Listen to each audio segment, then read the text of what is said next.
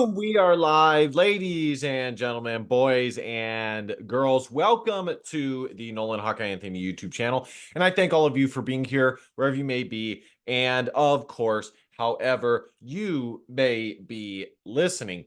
This is, of course, my reaction to the Iowa Hawkeyes road victory on Martin Luther King Jr. Day against the Minnesota Golden Gophers. I hope you guys had a fantastic day and celebrated this day in your own unique way. Some of you, like myself, had today off, which is much needed rest. Just a side note, I don't know if you guys are aware of this, but when it comes to the conversation of a monarchy versus anarchy versus a democracy, studies have shown that during the times of monarchical societies, that everyday citizens had way more time off than your average citizen does today. We work as much nowadays as any other point in history, definitely when compared to monarchy societies. And especially if you are libertarian or anarchist, one could certainly make the case that there was the most freedom of movement and freedom of choice with one's time in a monarchical society. So, anyways, just food for thought. It'll be interesting to hear what some of you guys have to say on that. I'm not advocating one way or the other, just sharing information. And what made me think about it is today, of course, having today off.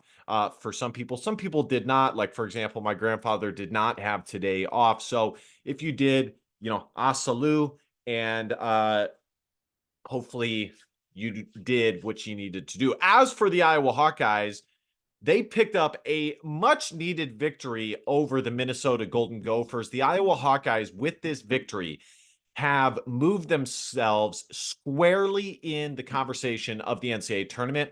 I said in the previous video, with regards to their win over Nebraska, picking up a quad 2 victory there at home, that Iowa had also moved themselves back into the NCAA tournament conversation. But now, especially so, that is the case. And I said in the previous video that Iowa had a real chance, that this game against Minnesota was a pivotal game for the Iowa Hawkeyes in picking up a third straight victory in the Big Ten, third victory overall in the Big Ten. These are the type of games that you need to win. These are the games that are tough games, but ultimately decide the outcome of your season. And the games that I'm talking about are what I would categorize as winnable games. But even more specifically, what I would categorize as, a game that is it's on the road, but it's against a team that you're definitely better than, more talented than, and you can still pick up a nice quad 2 victory in Minnesota. I would categorize a Penn State, a Northwestern, teams like that. That is ultimately what decides the outcome of your season. I would categorize Michigan earlier in the year with regards to the Iowa Hawkeyes basketball schedule. So, and then of course, Nebraska as well at home. Winnable game. So this was huge for the Iowa Hawkeyes. Let's take a look at some of the stats here. By the way, if you're not subscribed, smash that subscribe button. Help your boy get to 2,000 subs. I got to think about something fun to do once the channel hits 2,000 subscribers. Maybe like send a gift card out or a couple of gift cards. I don't know. I've done raffles in the past when I was working with Cavante Martin Manley, and this would purely be from my end. It would totally be like a fun thank you type thing. I'm not saying I'm going to do it for sure, but I remember when me and Cavante Martin Manley were doing things together, and I started making some shirts for the 247hawkeye.com website, which I don't necessarily use as much anymore, just don't have the time to use it. I raffled off some shirts for free. So, you never know, but I think I should think of something fun to do. Maybe, like a fun video or something like that. So anyways, support your boys, support a fellow Hawkeye out. At the very least, like, comment, share. And without further ado, let's get into this. So I got a haircut, but I didn't do my hair. So I gotta go with the hat today, guys. What are you gonna do? All right, Iowa 86-77 over Minnesota. Iowa won the first half and they won the second half. Minnesota definitely continued to apply pressure. Iowa a few times almost completely pulled away, but then Minnesota went on a few runs. For example, Peyton Sandfort. And these are the type of plays that you cannot have against top 25 caliber teams, but like specifically against those types of teams. But when you're on the road, you can't have those types of plays. And Peyton Sandfort had a play where he came down, he dribbled down the center of the lane at the top of the 3-point line, and he tried to get fancy, go in between the leg, and he got picked. And it's not that Peyton Sandfort is a terrible ball handler, but he's not a good enough ball handler to be, going between the legs and getting fancy. No. Peyton, stay fundamentally sound, dribble with your guard hand up and get it out, pass it, cut. And it led to like a clear-cut layup, wide open layup for Minnesota. It was a guaranteed 2 points. Those are the type of plays that you can't have. But so Iowa almost pulled away, but they had a few plays like that.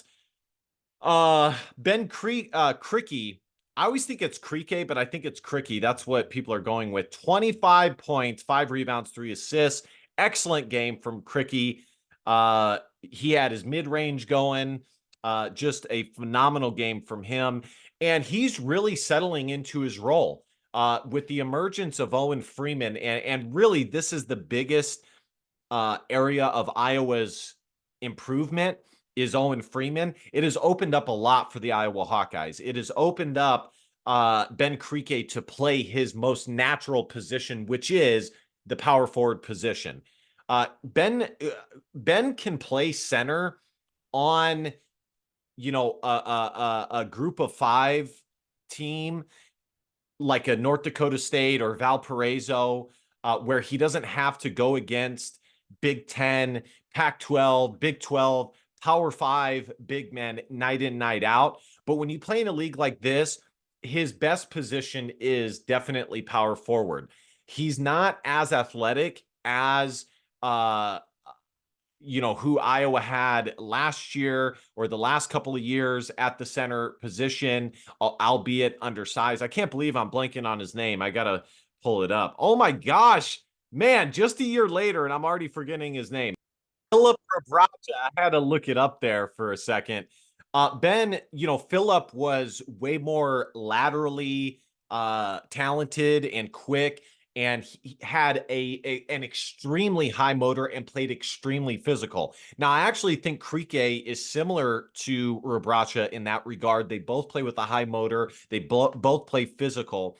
But Krikke does not have the lateral quickness that Rebraca has. Now, the area that hurts him obviously is the defensive side. I'm not saying Krikke is, unathletic per se. It's just Rebraca for a 6'9" center moved really, really well for that position.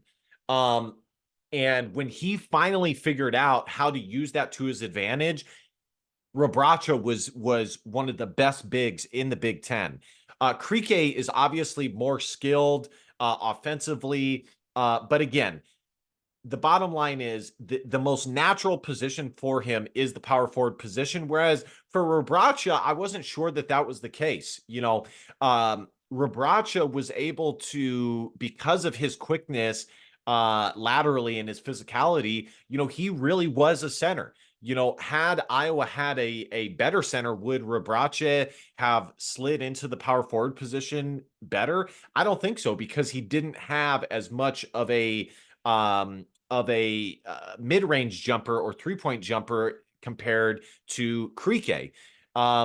And it would clog the lane. A lot of Rebrache's points came at the rim, anywhere from 2 to 8-10 feet out. So, Krike really works as power forward in the Big Ten. At the group of 5 level, the mid-major level in college basketball. Krike, if you had an athletic center alongside him that was his size, or maybe even a little bit taller, you could make that work. But again, speaking for him with the Iowa Hawkeyes, his best position is the power forward position, and it allows him to play in that mid-range area. And as we saw against Nebraska, he can step out and hit that three-point shot. So he definitely has the ability to shoot the basketball. By the way, now that I'm thinking about it, Rebrache did definitely improve in his time at Iowa in his shooting ability, but he never did get to a place that he was never where Krike is now, where legitimately teams have to play up on him, because if they play too far off, he is more than capable of confidently stepping into a jumper and splashing it in your face. So Owen Freeman, huge. He only played 17 minutes tonight, but he did have 12 points in those 17 minutes. Iowa really did spread it around. A lot of Owen's minutes went to Brock Harding, Dasonte Bowen. They gave Bowen 13 minutes, Harding 15 minutes. They went with more of a perimeter. They gave a lot of minutes to Krike and distributed some minutes to more guards, and got some speed and quickness on the court. And it really worked. I mean, Iowa, we saw Iowa, what we saw glimpses of early this year with what Harding, Bowen, and Perkins are able to do with their playmaking ability. Josh Dix, huge game, second game in a row with 20-plus points. He had 21 points, making up for Peyton Sandfort only having 9 points tonight. He played 32 minutes, and let me pull up Iowa 247 here. You guys know that I said that I think that Patrick McCaffrey should. Oh wow! Just saw this. Iowa tight end Eric All declares for the 2024 NFL Draft. I was hoping he'd come back, but we weren't really hearing much about it. It pretty much sounded like, even going back to his injury, that he was going to go to the NFL. And I think he's put in enough game tape, enough film to get drafted, 4th, 5th round. I think he has. But anyways, just sticking to basketball here, maybe I'll react to that differently. But so let me see if I can find the article. 3 key players for the Hawkeyes in 2-game win streak. Sean Bach says what I have said the last couple of videos, that Patrick McCaffrey should be coming off the bench in favor of Josh Dix.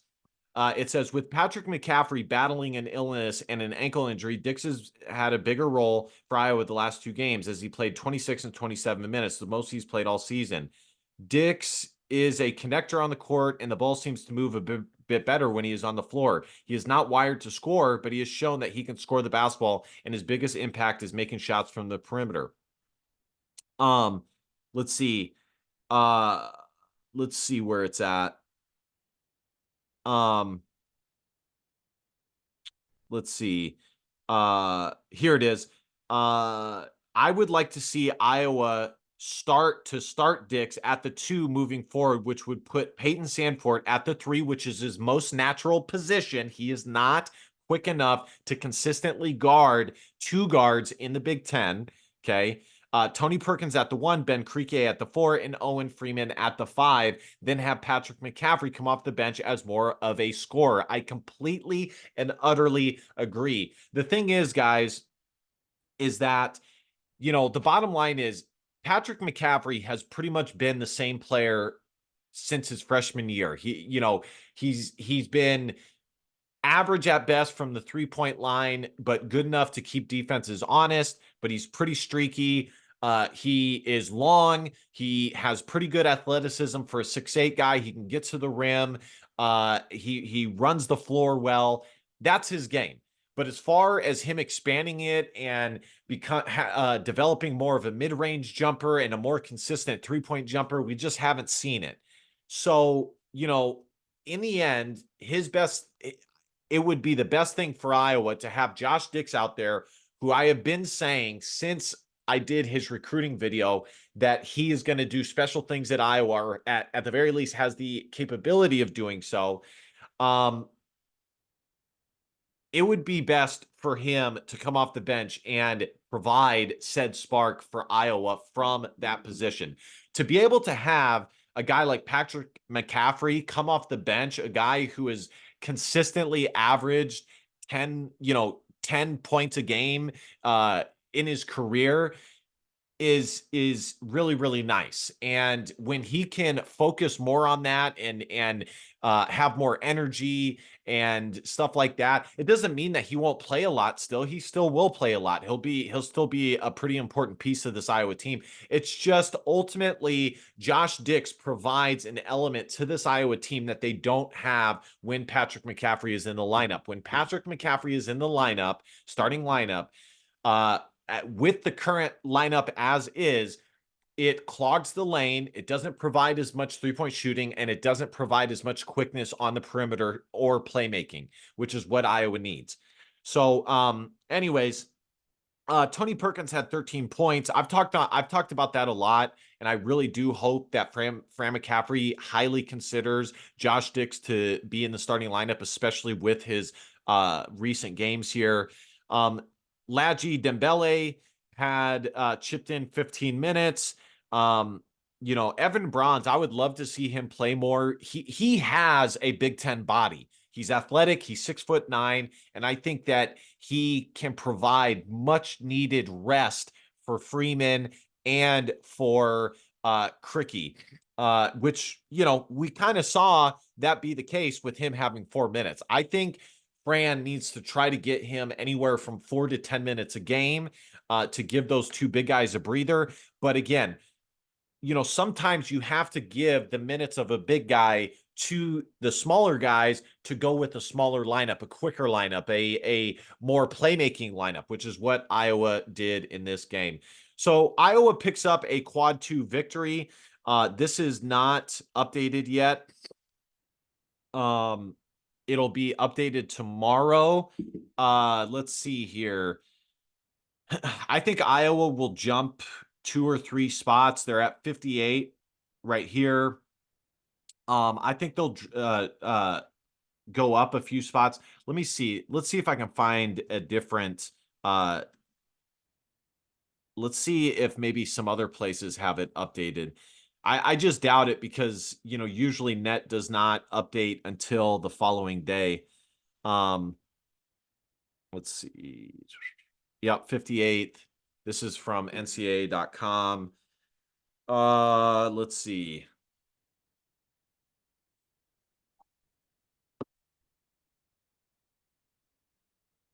.58 doesn't have their updated win.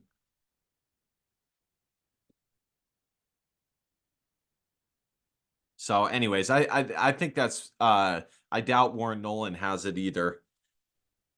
But Warren Nolan is usually the one that has it most up to date. 58 as well. So, and their KenPom ranking, so their live RPI ranking is 63rd, which they have definitely just last week they were in the 80s in the RPI. I don't know how much RPI means anymore, but just to kind of give you guys a ballpark of how much they will move up in the net rankings. I definitely expect them to move up at least 2 spots.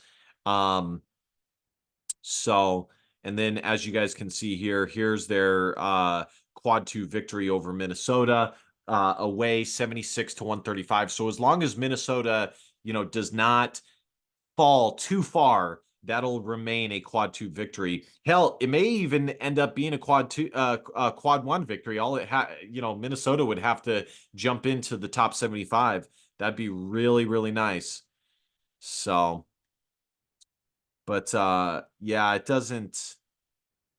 Yeah, they still have them at 58. All right, guys, last I'll show you guys their KenPom ranking. My closing thoughts are very simple. Iowa has improved slightly defensively.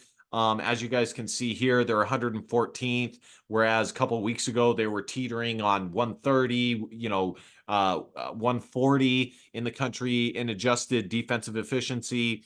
Their offenses moved up to 15th, whereas in recent weeks they had dropped all the way down to 20th. So they have obviously made improvements. Overall, their biggest improvement has been offensively. I don't want to lie to you guys and say that the reason why they're winning is because of this massive improvement defensively. That's just not the case. They have been better, but it's not that much better. I mean, it's better, but the biggest improvement has been their improvement offensively. So, but they are 43rd in the KenPom, which puts them squarely in the NCAA tournament. I think right now, if the NCAA tournament were to start today, Iowa would be the next 4 out. They are squarely on the bubble. They're squarely on the outside looking in. So, all right, guys, thank you guys so much for watching. Let me know what you guys think in the comment section. At the very least, like, comment, share, subscribe. You guys know the drill. And last but not least, DBAP. Don't be a pussy will on facts or feelings, because your feelings just don't matter. Love you guys. See you guys next time. Go Hawks. Bye-bye.